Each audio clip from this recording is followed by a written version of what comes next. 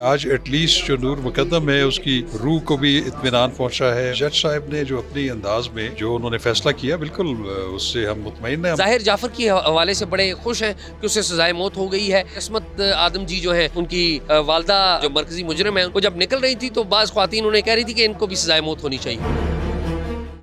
Urdu point کی videos دیکھنے کے لیے ہمارا چینل سبسکرائب کیجیے اور بیل کے آئیکن پر کلک کیجیے تاکہ آپ ہماری تمام آنے والی ویڈیوز سے باخبر رہ سکیں.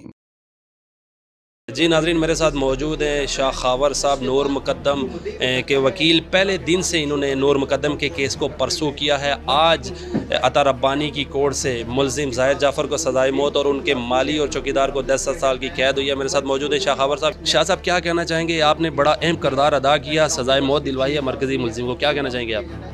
دیکھیے جی، یہ بڑا اطمینان بخش فیصلہ ہے اوور آل. اس کی وجہ یہ ہے کہ جو ہمارا زیادہ فوکس تھا وہ تھا جو مرکزی ملزم ہے ظاہر ذاکر جعفر، کہ اس کو جو ہے وہ قرار واقعی سزا ملے. اور آج آپ نے دیکھا کہ جو محمد عطا ربانی صاحب ایڈیشنل سیشن جج اسلام آباد نے اس کا کیس کا فیصلہ سنایا اور انہوں نے اس کو جو ہے وہ سخت سے سخت سزا سنا دی. بلکہ اس کے ساتھ ساتھ اس کے جو سہولت کار تھے، دو جو ان کے ملازمین تھے جنہوں نے اس پورے وقوع میں ایک اہم کردار ادا کیا تھا، اس میں انہوں نے معاونت کی تھی، تو ان کو بھی 10 سال کی سزا ہو چکی ہے.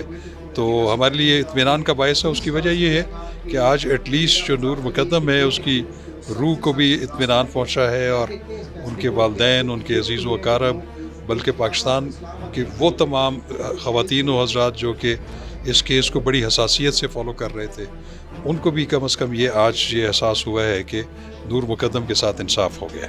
شاہ صاحب، کیا سمجھتے ہیں اس کیس میں سارے جو ڈیسیژن جج صاحب نے دیے ہیں میرٹ پہ ہوا ہے یا ان کے والدین کو بری کیا ہے؟ کیا سمجھتے ہیں آپ اس بارے میں؟ دیکھیے، بات یہ ہے کہ جج صاحب نے جو اپنی انداز میں جو انہوں نے فیصلہ کیا بالکل اس سے ہم مطمئن ہیں. ہم اس پہ کوئی کسی قسم کا شک و شبے کا اظہار نہیں کر سکتے کہ انہوں نے جن کو بری کیا ہے وہ کسی پریشر یا کسی دباؤ کے نتیجے میں مرعوب ہو کے کیا ہے. میرا بالکل بھی ایسا خیال نہیں ہے، کیونکہ جو جج ہوتے ہیں انہوں نے اپنے ذہن سے، اپنے جوڈیشس مائنڈ استعمال کرتے ہوئے فیصلہ دینا ہوتا ہے، اور اس کیس میں بھی ایسا دیا ہے. لیکن جہاں تک بری ہونے والے ملزمان کا تعلق ہے، وہ چونکہ ابھی ہم نے اس پورے فیصلے کو پڑھا نہیں ہے، اس کو پڑھنے کے بعد اگر ہم نے محسوس کیا کہ اس پہ اگر اپیل کی جا سکتی ہے تو ہم مشاورت کے بعد اپنا یہ اختیار استعمال کر سکتے ہیں. کیا سمجھتے ہیں یہ جو ملزم ہے ذاکر جعفر، جس کو سزائے موت کا فیصلہ دیا ہے جسٹس جج عطا ربانی صاحب نے، ان فیوچر جا کے سپیریئر کورٹ انہیں ریلیف تو نہیں دے دیں گے کیا؟ میرا نہیں خیال. اس کی وجہ یہ ہے کہ جو عطا ربانی صاحب ہیں یہ بڑے فوجداری مقدمات میں بہت ایکسپرٹ سمجھے جاتے ہیں، اور ابھی تک جو انہوں نے جتنے فیصلے دیے ہیں جس میں سزائیں دی ہیں وہ سپیریئر کورٹس، اپیلیٹ کورٹس تک جو ہے وہ برقرار رہی ہیں. اور میں سمجھتا ہوں کہ واقعاتی شہادت میں اگر انہوں نے کسی کو سزائے موت دی ہے تو وہ پھر بہت ہی ٹھوس ریزنز کی بنیاد پر دی ہے. وہ ایسے نہیں ہے کہ وہ انہوں نے بالکل کسی فلمزی گراؤنڈز کے اوپر جو ہے یا بغیر کسی وجہ کی اتنی بڑی سزا دی ہے. تو وہ تو جب ہم فیصلہ پڑھیں گے تو ہمیں پتہ چلے گا کہ وہ انہوں نے اس کو سزائے موت دینے میں کیا وجوہات دی ہیں. لیکن اوور آل ہم یہ سمجھتے ہیں کہ انہوں نے یہ بالکل اچھا فیصلہ دیا. یہ جو کیس تھا نور مقدم کا، پوری جو پاکستانی قوم ہے اور جہاں جہاں پر بھی پاکستانی بستے ہیں اور اردو سمجھنے والے بستے ہیں، وہ سارے اس کیس کو بڑے کلوزلی دیکھ رہے تھے. یہ تقریباً 4 ساڑھے 4 ماہ یہ کیس چلا ہے. 19 گواہ تھے، اس میں 12 ملزمان میں تھے.